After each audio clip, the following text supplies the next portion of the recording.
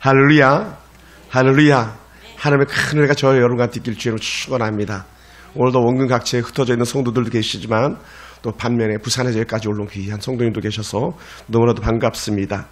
저는 오늘 축복의 샘 5번째 사사기 13장 1절부터 5절까지 말씀을 가지고 은혜 나누는데 작은 빛의 시작이라는 제목으로 은혜 나누기 원합니다. 여러분 특별히 존경하거나 또 따르었던 그런 귀한 목사님들이 많이 계시죠. 저는 제게 영향력을 끼쳤던 목사님, 제가 참 훌륭한 목사님 손에 꼽으라면 이 사람을 꼭 꼽고 싶습니다. 그 사람은 바로 김준곤이라는 목사님이세요. 물론 지금은 천국 가고 계시지 않습니다. 그러나 이 김준곤 목사님은 많은 복음의 흔적들을 남긴 그런 귀한 분입니다. 목사님은요, 역시 신앙생활은 전라도 땅이 좋은 것 같아요. 전남 무안에서 1925년에 태어났습니다. 그러니까 온갖 산전수전을 다 겪은 그런 세대죠. 이 목사님은 장로의 신학교를 졸업하고요, 전라도 영광에 있는 법성교회 담임도 하셨고, 또 유명한 교회인데 광주 서인교회 담임도 하셨습니다. 그리고 광주에 있는 숭일 중고등학교의 교장과 또 교목도 이렇게 하셨던 아주 특별한 분입니다. 목사님 워낙 유명한 분이었었기 때문에 어느 날 박정희 대통령이 목사님 불러다 이렇게 물어봅니다. 목사님, 군인들에게 좀 사상무장을 시키고 싶습니다. 정신무장을 시키고 싶습니다. 어떻게 좀 좋은 방법이 없겠습니까? 라고 이렇게 목사님께 자문을 구했습니다. 그랬더니 목사님이 각하, 요즘은 각하란 단어 안 쓰는데, 각하, 방법이 있습니다. 뭐요? 그러니까 전군을 신자화하면 됩니다. 모든 군인에게 신앙을 갖게 하면 됩니다. 그랬더니 옳소. 그래가지고 그때부터 전군 신자화 운동이 일어난 거예요. 전군 신자화 운동. 그래서 군 부대에 교회들도 들어가고 또 성당들도 지어지고 법당들도 지어지는 그런 일들이 생겨난 거예요. 제가 군생활할 때는 슬로건도 아주 그냥 멋있었어요. 60만 대군을 그리스도에게로 라는 그런 슬로건을 가지고 그렇게 병사들 전도했던 적이 있었어요. 어떤 해에는요, 제가 근무했던 부대는 한 해에 1700명이 세례를 받았어요. 그 당시에 사령관님은 전역하시고 목사님이 되셨는데 얼마나 놀라운지 몰라요. 여러분, 말이 그렇죠. 한 부대 고작 해봐서 7,000명 정도도 안 되는 그런 부대원이었는데 그 중에 1,700명이 세례를 받았어요. 놀란 겁니다. 이 김준곤 목사님은 한국에 1958년 CCC 대학생 선교단체를 갖다가 설립했는데, 그때 목사님이 가지고 있는 슬로건 구호가 뭐였냐면요, 민족의 가슴마다 피 묻은 그리스도를 심어, 가슴마다 그리스도를 심어, 이 땅에 뭐라고요? 푸르디 푸른 그리스도의 계절이 오게 하자 그랬어요. 와, 놀랍잖아요. 예? 그래 후에는 이게 복음성가로 나오게 됐습니다만은, 민족의 가슴마다 피 묻은 그리스도를 심어 이 땅에 푸르고 푸른 그리스도의 계절이 오게 하자. 놀라운 고백을 했어요. 이 고백 속에 대학교에 성경 공부 단체들이 막 생겨나기 시작했어요. CCC가 가는 곳마다 변화되는 역사가 일어나기 시작했어요.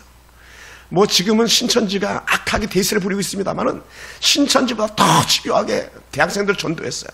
그래서 바른 길을 가게 했고 좋은 지도를 했던 그런 CCC였었어요. 그리고는 그 당시 예수 믿는 대학생들이 방학을 하면 시골로 가는 거예요. 그래서 시골로 가가지고 농사일을 도와줍니다. 그리고 밤에는 공부를 가르쳐주는 그런 활동이 시작되기 시작한 거예요. 그러면서 틈나면 복음을 전해주는 거예요. 그리고 또 여름, 겨울에 모여서 그들이 수련을 하는데, 수련할 때 거의 대학생들이 10,000명 이상이 모이기도 했다니까 대단한 거 아니겠습니까? 그렇게 모여서 그들이 수련을 한다면요, 1주 혹은 2주간 거짓 순례라 그래가지고 돈을 다 뺐습니다. 돈을 하나도 안 주고 어딜 떠나게 하냐면 전도를 떠나게 하는 거예요. 하나님께서 너희를 먹이실 거야. 그 대신 너희들이 할 것은 전도야. 막 이렇게 하면서 거짓 순례단을 파송했던 그런 일들도 있었어요. 그러니까 이 김준곤 목사님이 이 영향력 끼쳤던 것은요, 전 시골, 전국 방방곡곡에 복음이 들어가는 데에 큰 영향력 끼쳤습니다. 그 영향력 때문에 저도 예수 믿게 되었고 여러분들도 예수 믿은 줄 믿습니다. 그래서 예수님을 잘 전했던 이 김주건 목사님이 100가지 질문에 답은 하나다 그랬어요. 답은 하나. 수많은 질문이 있는데요, 많은 질문 중에 답은 하나밖에 없다는 거예요. 그 답이 뭐냐면 예수 그리스도예요. 여러분, 제가 질문을 하면 여러분 예수 그리스도 이렇게 한번 답해 보시기 바랍니다. 우리 가정의 축복은 크게 자, 우리 가정의 희망은, 우리 아들의 희망은, 우리 교회의 희망은, 우리 민족의 소망은 할렐루야, 다 예수 그리스도. 그럼 한 가지 더 해볼까요? 이렇게 가슴에다 손을 얹어보세요. 내가 잘 되는 길은 예수 그리스도. 아멘. 예수 그리스도. 뭐 우리가 아들 때문에 딸 때문에 근심 걱정할 거 없어요. 예수 그리스도가 들어가면 끝나는 겁니다. 복음이 들어가면 모든 것이 해결되는 거예요. 만사 형통이요, 예수 그리스도를 통해서만 일어나는 줄 믿습니다. 할렐루야. 그래서 오늘 저에게도 같은 은혜 같은 능력이 임하기 원합니다. 내 사역에, 우리 교회에, 여러분의 가정과 기업에 하나님 예수 그리스도가 깊이 스며들게 하시옵소서. 이 영적 은혜 고백이 오늘 저와 여러분의 고백이 되기 원합니다. 오늘 우리가 읽었던 본문은요, 뭐 많은 본문을 읽었어야 되는데 제가 일부 압축만 했습니다만은 사사기 13장 1절을 보면 여호와께서 그들을 40년 동안 블레셋 사람의 손에 넘겨주시니라. 여호와께서 그들은 누구냐면 하나님의 자녀 이스라엘 백성들이에요. 여러분, 말이 그렇죠. 40년은요 보통 세월이 아니에요. 네, 보통 세월이 아니에요. 아마 우리 장방광 집사님이 이제 40이 됐나 모르겠네요. 장방 집사 태어나서부터 지금까지 만약 고통이었다고 생각해서 얼마나 힘들었겠어요. 근데 이스라엘이 무려 40년 동안이나 꼼짝달싹 못하고 그렇게 벌벌 떨면서 살았어야 됐다는 거예요. 벌벌 떨면서. 그러니 그 민족이 얼마나 힘에 들었겠습니까? 그래서 오늘 블레셋 사람의 손에 넘겨줬다는 이 표현 자체는요, 이렇게도 표현할 수 있어요. 하나님의 빛, 하나님의 등불이 꺼져버렸다. 등불이 꺼져버렸다. 이스라엘의 빛이 사라지니까 어떻게 해요? 당연히 어둠의 시대가 도래한 거죠. 어둠의 시대. 여러분, 하나의 빛이 사라지면 어둠이거든요. 그러면 왜 하나님께서는 그렇게 사랑하는 백성들을 무려 40년 동안은 수치와 멸시와 조롱거리가 되겠을까? 제대로 먹지도 못하고 자지도 못하는 그 삶을 살게 했을까? 이유는 단 한 가지라는 거예요. 그것을요 13장 1절에서 다시 표현해 주고 있습니다. 뭐라고 그랬냐면 이스라엘 자손이 다시 여호와의 목전에서 악을 행하였으므로 라는 거예요. 악을 행하였으므로. 따라해 봅시다. 악을 행하면 빛이 사라집니다. 근데 이거를 잘 이해가 잘 안 될 수 있는 그런 표현인데요. 악을 행하면 빛이 사라진다, 이 표현을 이렇게 표현할 수도 있어요. 우리가 죄 가운데 걸리면 성령 충만을 잃어버립니다. 성령 충만. 죄는요 성령을 근심하게 하는 거고요, 성령을 멀리하게 하는 거거든요. 성령을 멀리하게 하는 거예요. 제가 오늘 차량 운행하면서 또 아침에 일찍 교회 나와가지고 계속 불렀던 찬양 중에 하나가 성령님 오시옵소서, 지금 곧 오시옵소서 계속 찬양을 불렀었는데, 죄는요 성령을 근심하게 하고요, 성령은요 죄를 멀리하는 그런 강력한 에너지가 있습니다. 근데 이스라엘 백성들이 어떻게 돼요? 성령을 근심하게 하고 하나님의 은혜를 줘보니까 당연히 죄 가운데 걸린 거죠. 그러니까 불이 꺼져버리고 마는 거예요. 그래서 13장 1절에 보면요, 다시라는 말을 잘 하다가 다시 죄로 돌아섰다는 그 말이거든요. 예배를 잘 드리다가 예배 자리 벗어나는 거예요. 은혜를 누리다가 은혜 자리 벗어나는 거예요. 기도 잘하다가 기도 자리 벗어나는 거예요. 말씀 잘 듣다가 말씀 자리 벗어나는 거예요. 행복한 가정 누리다가 엉뚱한 생각해서 가정이 깨지는 거예요. 이런 것들이 다 하나님의 성령 근심하게 하는 빛이 떠나는 그런 일들일 수 있었다는 것이죠. 그래서 사랑하는 성도 여러분, 은혜를 잘 입고 살다가 세상으로 다시 돌아가 보니 뭐요? 고통밖에 없다는 거예요. 고통밖에. 가는 데마다 사고치고 가는 데마다 희망의 불빛이 보이지 않고 결국은요 아무것도, 그건 이런 말 하잖아요.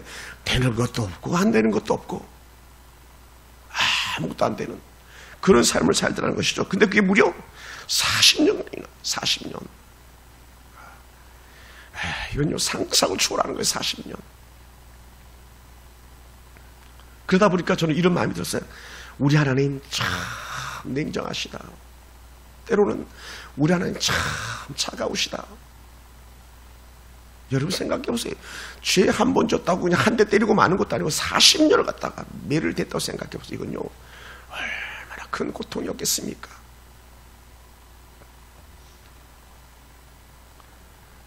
하나님이요, 가끔은 오늘 저와 여러분이 죄를 범할 때에 눈 감아주는 것 같지만, 그래서 아무 일도 일어나지 않는 것 같지만, 하나님 백주의 대낮처럼 밝은 것을 보신 주님이셨기 때문에 우리 모든 일거수일투족을 다 알고 계시다는 것이죠. 그래서 죄를 범하면 반드시 채찍을 들어서 깨닫게 하시는 그런 하나님이라는 거예요. 할렐루야. 그래서 이스라엘 백성들을요, 블레셋 수하의 종노릇하도록 40년을 버려두는 그런 하나님이셨고요. 또 후에는 중세 암흑기라고 말하는데, 암흑기 중간기라고 표현해요. 신약과 구약의 중간을 갖다 중간기라고 표현하는데, 그 중간기는 무려 400년을 하나님께서는 응답하지 않고 침묵하시기도 했었어요. 그러니 여러분, 우리가 오늘 이 시간에 단호히 결단해야 될 거 있다면 한 가지예요. 하나님, 내가 죄를 멀리하게 하시옵소서. 할렐루야. 하나님, 내가 죄를 멀리하게 하시옵소서. 이게 오늘 우리들의 결단 속에 일어나기 주로 축원합니다. 그래서 오늘 우리가 하나님의 은혜 가운데 특별히 죄를 깨닫게 되잖아요. 그러면 즉시 돌이키는 거예요. 즉시. 하나님은 죄를 깨닫고 돌이키는 자들에게 희망을 주시는 그런 분이시기 때문에 그렇습니다. 그래서 사사기가 주는 영적 교훈을 갖다가 한마디로 말하면, 돌이키면 용서해 주시고 죄 가운데로 나아가면 징계하시는 그런 하나님이에요. 사사기를 가만히 읽다 보면요, 이렇게 표현합니다. 사사시대는 여호수아가 죽고 여호수아와 함께 했던 사람들만 다 죽은 때라고 이렇게 표현합니다. 그 세대를 갖다가 성경은 이렇게 표현하는데 다른 세대라고 말해요. 그것을 사사기 2장 10절에 보면 표현하고 있는데 제가 한번 읽어볼게요. 여호와를 알지 못하며 여호와께서 이스라엘을 위하여 행하신 일도 알지 못하였더라. 이게 다른 세대들이 갖고 있는 특징이었어요. 그러므로 여호와를 알지 못하는 다음 세대, 다른 세대들이 가지고 있는 특징은 뭐냐? 하나님을 알지 못하니까 어떻게 돼요? 아주 가까이 있는 이방의 우상들 섬기는 거예요. 이방의 신상들을 섬기는 거예요. 그게 당시에 바알이었고요. 그게 바로 아스타롯이었어요. 그래서 성경은 적나라를 고발하는데, 여호와를 버리고 다른 신들, 그 주위에 있는 백성들의 신을 따라 그들에게 절하며 하나님을 진노하게 했다라는 거예요. 쉽게 가면 이런 거예요. 옆집에 있는 김서방이 섬기는 그 신 따라 섬기는 거예요. 뒷집에 있는 박서방 섬기는 신을 따라 섬기는 거예요. 왜? 그게 더 좋아 보였고 그게 더 화려해 보였거든요. 근데 하나님은 보이지 않잖아요. 하나님은 안 보이시잖아요. 고작 하나님 해봤자 뭐 보여요? 일반 성도들 볼 수 없는 여호와의 법계 그 하나 외에는 없잖아요. 그러니까 사람들이 옆에 있는 게 더 좋아 보이는 거예요. 막. 농사 잘 된다니까, 가난한 농사 짓는다니까, 또 고기 잘 잡힌다니까, 어부들이니까. 그러니 그들의 섬기는 신을 따라 섬기고 그들의 것들을 갖다가 그대로 답습하다시피 했었습니다. 그러니 하나님께서 진노하실 수밖에 없었죠. 그래서 그래? 정말 너희들이 그게 좋아 보였어? 그래서 하나님께서 결단하신 게 뭐냐면, 알았어. 그들이 섬기는 신의 종노릇을 시킨 거예요. 그게 바알이었고 아스타롯이었는데, 그 신들을 섬기는 사람이 블레셋 사람들이었기 때문에 블레셋 사람의 종이 된 거예요. 우리 노년의 권사님들은 어땠는지 모르겠습니다만은, 우리나라도 일제강점기가 접어들었을 때에 우리나라 전 산천마다, 전 도시마다 신사를 세워놨잖아요. 그래서 길 가다가도 거기에 절하게 했잖아요. 또 일본에 있는 초랑폐하라고 하면서 초랑폐하에 있는 데도 절하게 했잖아요. 나라를 잃은 서름은 그런 거거든요. 그러다 보니까 이스라엘 백성들이 여호와를 버리고 여호와를 등지다 보니까요, 이방의 신들을 섬기는 데에 자신의 모든 걸 갖다 내어줘야 돼요. 때로는 이런 것들도 있어요. 자기 아들을 갖다가 제물로 내줘야 되잖아요. 자기 딸들은 그런 신전의 종으로 섬겨야 되고, 이거 엉망진창이 되는 거죠. 그것을 이미 하나님은 모세를 통해서 예고해 주셨거든요. 너희가 이거 하면 끝이야 이렇게 말씀했는데 그게 신명기 28장에 이런 저주에 대한 말씀드렸었거든요.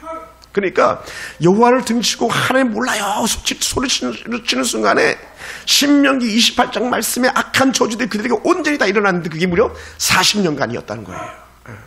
너무 가슴 아픈 얘기들이죠. 그래서 빛의 자녀들이 빛을 잃어버리면 블레셋 종이 되는 거예요. 하나님 은혜를 떠나는 것은요 반드시 망하는 길로 접어드는 것을 오늘 이 성경 본문이 우리에게 말씀해주고 있습니다. 그래서 사사기 2장 18절 19절을 보면요 하나님의 백성들을 위하여 사사를 보내주셨고 사사를 통해서 백성을 고통해서 해방시켜 주신다라고 했는데 사사가 죽고 나가면 그들은 이전보다 더 악한 백성이 되더라. 그래서 고통이 찾아오면 하나님께 돌아왔지만 고통이 떠나가면 또 다른 하나님 버리는 그런 일들이 반복적으로 일어나더라는 것이죠. 사는 성도 여러분, 때로 우리도 먹고 사는 것이 힘들고 고통스러우면 주님을 찾고 하나님 앞에 손을 내밀기도 합니다. 그러나 문제가 해결되고 좀 먹고 살만하면 하나님이 어디 있어? 그리고 이곳저곳 기울이는 거죠. 목사님 예배보다 더 중요한 게 지금 생겼어요. 막 이렇게 나오기 시작하는 거예요. 그래서는 안 되는데 그것이 오늘 이 백성들이 가지고 있는 문제였었어요. 그러다 보니까 어떻게 돼요? 이방 사람들이 가지고 있는 모든 습관들을 그대로 다 따라하는 거예요. 저 사람도 하는데요. 이 사람도 하는데요. 저기도 하잖아요, 목사님. 이게 이방 사람들 풍습들이거든요. 할로윈 축제, 이태원 다 이방의 신들을 섬기는 그런 축제였었거든요. 근데 그걸 어린아이 유치원 때부터 그걸 가르치네. 유치원에서 정말 악마탈, 마귀탈 쓰셔놓고 애들한테 할로윈 축제라 그러네. 다 이방의 잘못된 풍속들이거든요. 그리고 어떻게 돼요? 우리 어린 아이들이 다 거기에 헛된 재물이 되는 것 뿐이었잖아요. 너무 가슴 아픈 얘기죠. 잘못된. 하나님은 안중에 없고 세상 쾌락을 쫓다가 결국은 40년이란 종살인데 이거 끝내야 되지 않겠습니까? 오늘 이 백성들에게 주신 은혜였어요. 근데 가만히 보면요. 우리가 참 돌이켜서 많이 생각해 봐야 될 사람이 있는데 그 야곱이라는 사람이 야곱. 또 다른 이름은 이스라엘인데 야곱은요. 형이 에서가 막 죽이겠다고 달려왔어요. 막 야곱은 큰 부자가 됐는데 이 돈도 많고 애들도 많고 부인도 많은데 세상 이제 좀 떵떵거리 먹고 살만하고 고향 좀 돌아가자 했더니 막 에서 형이 무려 400명이나 이끌고 야곱 너 죽었어. 내가 널 죽여버리고 말 거야. 막 달려오니까 막 야곱이 깜짝 놀랐잖아요. 그러니까 깜짝 놀라니까 야곱이 그때 막 하나님을 찾는 거예요. 하나님 살려주세요. 하나님 살려주세요. 그리고는 하나님께서 살려주셨어요. 어떻게? 에서가 막 야곱을 껴안고 막 죽이러 왔던 야곱이 에서가 막 얼굴 막 울고 있는 거예요. 막 통곡을 하는 거예요. 야곱이 선물을 잔뜩 주니까 괜찮다 이거 너 있어야 하면서 막 다시 막 돌려주려고 할 기까지 하는 그런 에서의 마음이 막 눈녹듯이 다 녹아버리는 거예요. 그러니까 어떻게 돼요? 이제 에서는 다시 고향으로 돌아가고 야곱이 생각한 게 뭡니까? 야, 고향 가면 안 되겠다. 딴 데로 가자. 어디로 가? 딴 데로. 세겜으로 가자. 세겜은 오늘날로 말하면 우리나라 서울 같은 그런 지역 아닙니까? 제일 잘 사는 제일 좋은 도시예요. 세겜으로 가자. 세겜. 그래서 세겜으로 갔다가요. 먹고 살만하니까 세겜으로 갔다가 거기서 완전히 왕창 무너지고 맙니다. 제가 봐서 야곱이 그랬을 것 같아요. 세겜에서 사시나무 떨듯이 두려움에 떨었을 것 같아요. 그럼 그때 야곱이 다시 한번 깨닫는 게 뭐냐면 그게 아니었구나. 하나님 나 이제 진짜 하나님만 바라보겠습니다 하면서 모든 것들을 다 버리고 다시 말하면 내가 하나님 은혜가 아니라고 생각되는 모든 것들을 다 버리고 또 아들, 딸들, 며느리, 손자, 손녀 할 것 없이 부인네들 할 것 없이 다 버리고 창세기 28장에서 만났던 하나님 우리 베델의 하나님을 다시 만나러 올라가자 하면서 베델로 올라갔던 거예요. 그때 하나님이 야곱이 아니라 너는 이제 이스라엘이다. 전에는 너가 계속 속이고 하다못해 형 에서도 속였잖아요. 에서 속이고 세게 본 거니까요. 너 이제 에서로 살지 야곱으로 살지 마. 너 진짜 이스라엘이야. 진짜 이스라엘. 그래 이스라엘. 두 번 다시 속이지 않는 야곱이 된 거예요. 창세기 35장 이후로는요. 야곱이 단 한 번도 이제는 속이지 않아요. 물론 다른 사람들이 속긴 합니다만은 절대로 속이지 않아요. 절대로 거짓되게 살지 않아요. 그러니 하나님이 야곱을 보장해 주시는 거였죠. 오늘 우리 삶 가운데 이런 영적 은혜가 임하길 주로 축원합니다. 할렐루야, 할렐루야. 그렇게 하나님 은혜 가운데 살겠다고 고백하니까요, 하나님께서 야곱의 손을 들어주셨던 것처럼 오늘 저와 여러분의 손을 들어주실 주로 축원합니다. 저와 여러분의 소망이 있기 때문에 그래요. 그러면서 우리가 이 사사기 13장 1절 이후를 쭉 읽어보면요, 하나님은 너무 좋은 은혜가 뭐냐면 우리를 아주 버리지 않아요. 아멘. 우리를 아주 버리지 않아요. 이게 소망이에요. 내가 우리 애들을 막 때로 혼낼 수도 있습니다만은 우리 애들을 혼내지 애들을 버리진 않아요. 하나님이 그러시다는 거예요. 근데 세상에 악한 부모들 때로는 아이를 버리는 경우도 있잖아요. 근데 하나님은 절대로 버리지 않아요. 언제 그를 버리지 않냐? 하나님 잘못했어요. 하나님 잘못했어요. 뭐라고요? 다시 돌이키면 하나님도 그 마음을 돌이키시더라는 거죠. 아멘. 그래서 우리는 하나님을 사랑의 하나님이라고 말씀하는 것 같아요. 하나님의 사랑은 다함이 없다라고 하는. 그래서 그 희망이 다시 일어나기 시작하는 거예요. 이스라엘 백성들이 40년이나 블레셋 악행에 놀아나다 보니까 하나님 살려주세요, 잘못됐어요, 막 고개를 들고 하나님 앞에 기도하기 시작해요. 그랬더니 하나님께서 희망을 일으키시는데 그 희망 속의 한 가정이 바로 마노아라는 그런 가정이에요. 마노아. 40년이나 고통을 겪는 상황에도 하나님을 향해 뜻을 정하고 살았던 그 한 부부, 마노아 부부 때문에 고통의 끝이 임하는 줄 믿습니다. 할렐루야. 여러분, 그래서 오늘 소라 땅 마노아 부부를 성경에서 쭉 말하고 있습니다. 이 부부는요, 제가 볼 때 아주 신실한 부부입니다. 성경에 신실한 부부들이 얼마나 많이 있습니까? 아브라함과 사라가 신실합니다. 이삭과 리브가가 신실합니다. 그렇게 생명을 걸고 모세를 지키려 했던 요셉의 부부도 얼마나 신실했겠습니까? 우리가 잘 아는 사무엘의 어머니 한나와 그 남편 엘가나는 참 신실한 그런 부부였거든요. 이런 부부처럼 마노아 부부는요, 신실했어요. 왜 그걸 신실하다고 말할 수 있었냐면 그 당시 하나님의 음성을 알아들을 수 있었다는 거예요. 우리가 잘 아는 엘리제의 사정은 하나님의 음성인지 아닌 분별도 못했잖아요. 근데요, 이 부부는 하나님의 음성을 알아들었어요. 주의 천사가 찾아오니까 주의 천사인 줄 알아보았어요.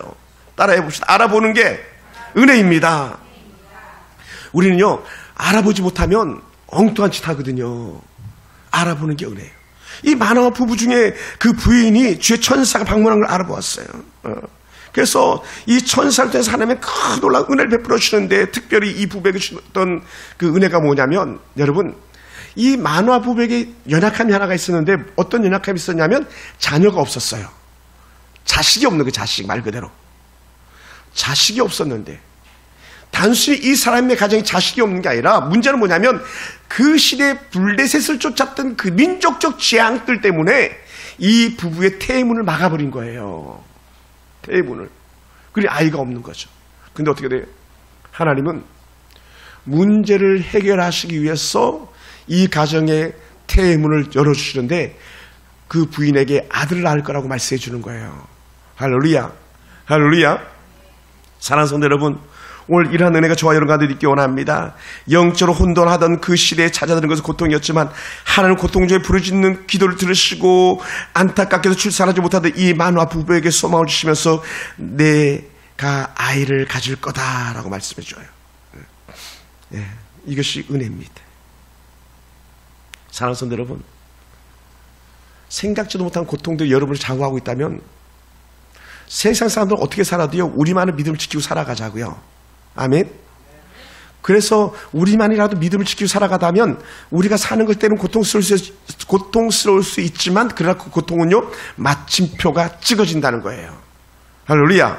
고통의 마침표가 찍어져요. 세상 사람들은 다 망해도요, 하나님의 뜻을 정한 가정에 하나님께서 소망을 주시는 것처럼 그 가정에 소망 역사 일어날 줄 믿습니다.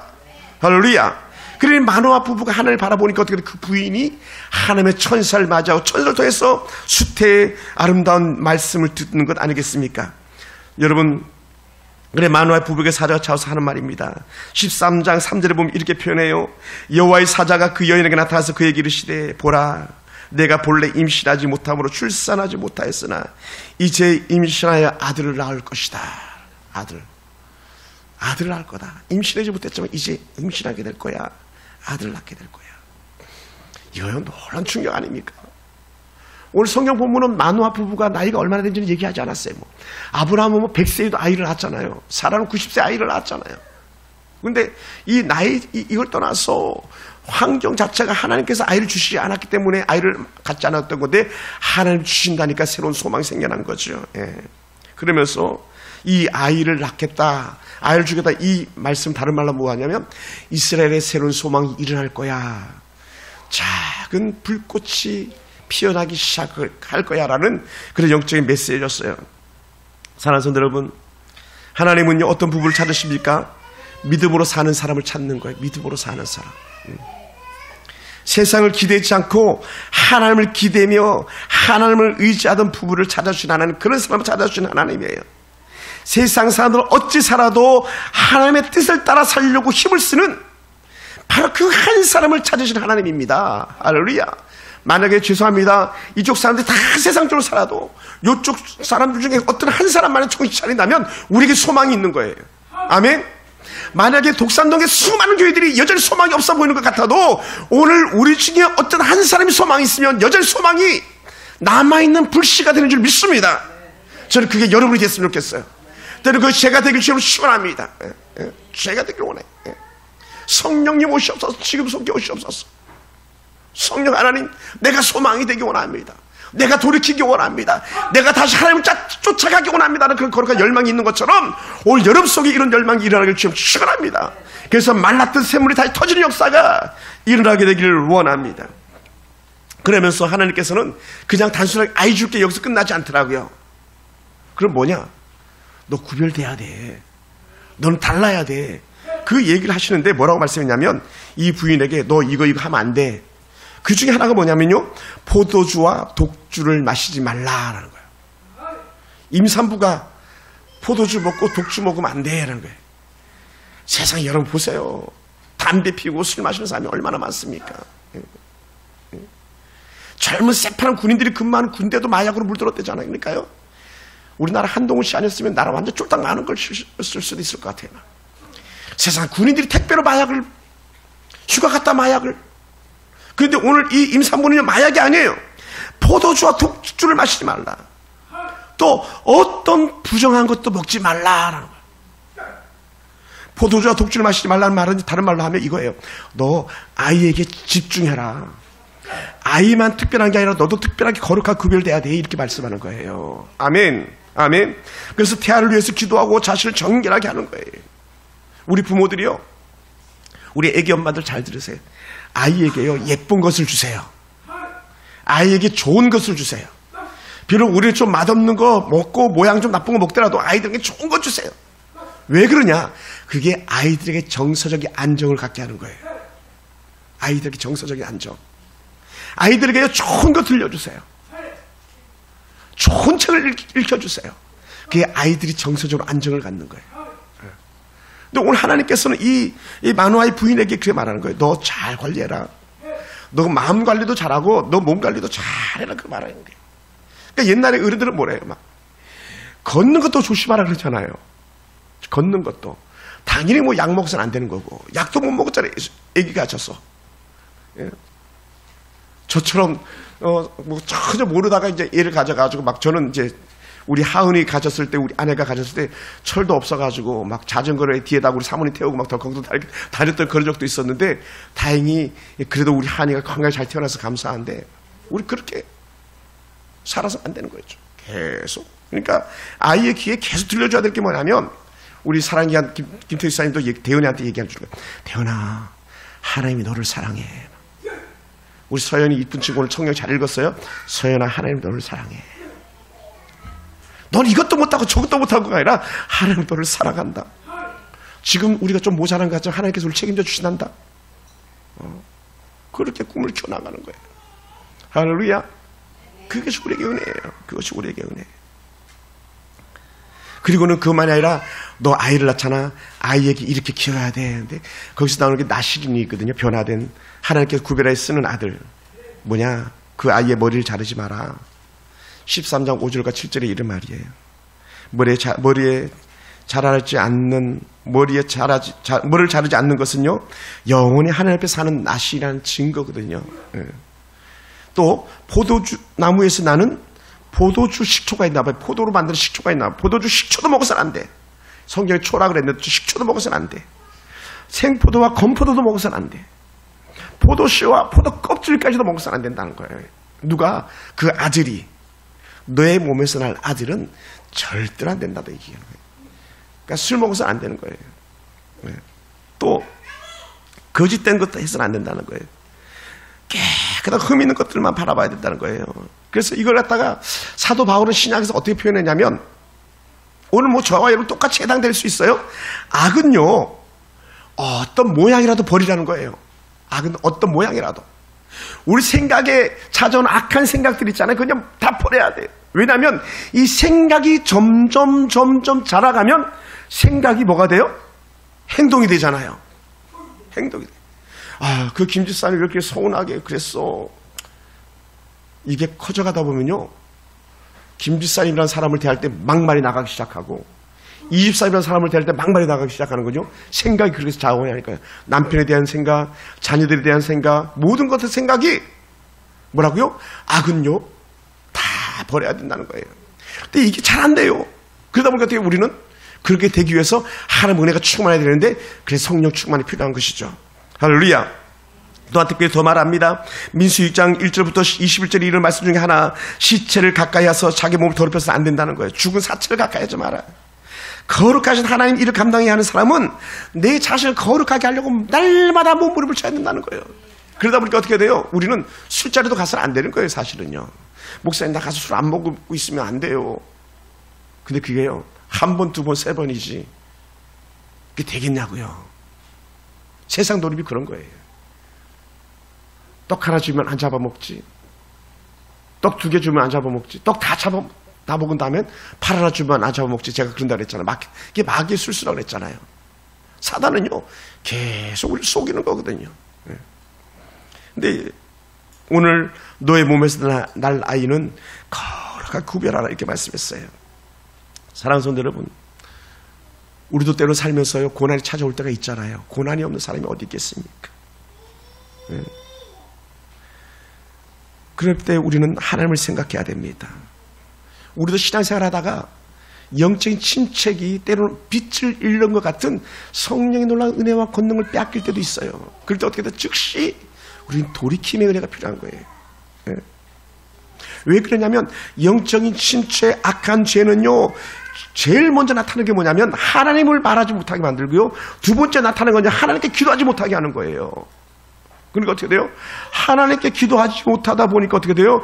자기 능력으로 살려고 몸을 쳐야 되고, 그러다 보니까 어떻게 돼요? 풀리지 않는 실타를 가지고 있는 것처럼 점점 얽히고 설켜가는 것 뿐이죠. 그래서 사랑하는 성도 여러분, 악한 사단은요, 빛을 싫어하고 어둠과도 우리를 이끌어갑니다. 점점 더 어둠 속으로 빨려 들어가게 하는데, 우리는 단호하게 그래서 끊어야 되는 거예요. 그래서 욥은 이렇게 표현했습니다. 욥기 22장 11절을 보면, 어둠이 너로 하여금 보지 못하게 하고 홍수가 너를 덮느니라 그랬어요. 어둠은요, 아무것도 못하게 하는 무기력쟁이가 되게 만드는 거예요. 무기력쟁이. 뭡니까? 빛을 잃어버리면 그렇게 되는 거예요. 잠언 4장 19절에서는 이렇게 표현했어요. 악인의 길은 어둠과 같아서. 그러니까 여러분, 죄 짓는 인간들이 볼 것도 없어. 그건 어둠인 거예요. 온갖 지하 가운데 거닐면서 험하고 헛된 데 굴복하는 자들은요, 어둠 가운데 있는 자예요. 그럼 어떻게 우리는 빨리 그 자리에서 뛰쳐나와야 되는 거죠. 소돔과 고모라에서 뛰쳐나온 그 조카 롯처럼 우리 뛰쳐나와야 되는 거예요. 그러다 보니까요, 악인의 길은 어둠 같아서 그가 걸려 넘어져도 그것이 무엇인지 깨닫지 못하느니라. 사랑하는 성도 여러분, 우리는 지금 코로나 3년을 지나오면서 어떤 빛 가운데 거느렸습니까? 어떻게 견뎌내셨습니까? 영적 전성기를 위해서 영적 침체기를 우리는요, 참으로 힘겹게 탈출한 듯한데, 그럼에도 불구하고 아직까지도 여전히 영적 침체를 맞이하고 있는 사람들이 있다면 즉시 돌이키는 은혜가 우리가 필요한 줄 믿습니다. 마누아 부부가 깨어나서 희망의 불꽃이 된 것처럼 오늘 저와 여러분이 깨어나서 이제 우리는 새로운 역사를 시작하겠습니다. 새로운 은혜의 역사를 써가겠습니다라는 거룩한 은혜의 결단과 고백들이 우리 가운데 일어나길 주님으로 축원합니다. 할렐루야. 그러면 여러분 한 가정이 믿음을 가지고 살 때에 새로운 빛이 시작된 것처럼 오늘 저 여러분의 작은 하나님의 구하는 은혜가 때로는 나 거창하지 않아도 하나님 나는 예배자를 포기할 수 없습니다. 나는 하루하루 기도하지 않으면 견딜 수 없습니다. 그런 고백이 오늘 저와 여러분 가운데 은혜 고백이 되기 원하고 여러분 가정에 빛이 되길 주님 축원합니다. 할렐루야. 할렐루야. 오늘 감사한 걸 잠깐 고백해 볼게요. 너무 오늘 제가 마스크를 써서 얘기를 많이 안 했었는데 너무 감사한 고백거리가 하나가 있는데 뭐였냐면 우리 양복순 권사님, 우리 권순이 집사님 엄마가 차를 타시면서 서인한테 들어온 얘기를 나누시다가 갑자기 이런 말씀 하시더라고요. 서인아, 너 오늘 성경 읽을 분량 읽었어? 이렇게 얘기하더라고요. 성경 오늘 분량 읽었니? 와, 저는요 그 말씀이 너무 감사했어요. 그렇게 말해주는 엄마가, 할머니가 계시다는 서연은요 복이 있는 거예요. 네. 요즘 부모들은요 애들이 죄를 져도 그만해 이 소리로 끝나지 그 다음에 두 번 잘 말 안 하거든요. 알아서 그만하겠지 하는데, 너 오늘 기도 분량 채웠니? 너 오늘 말씀 분량 채웠니?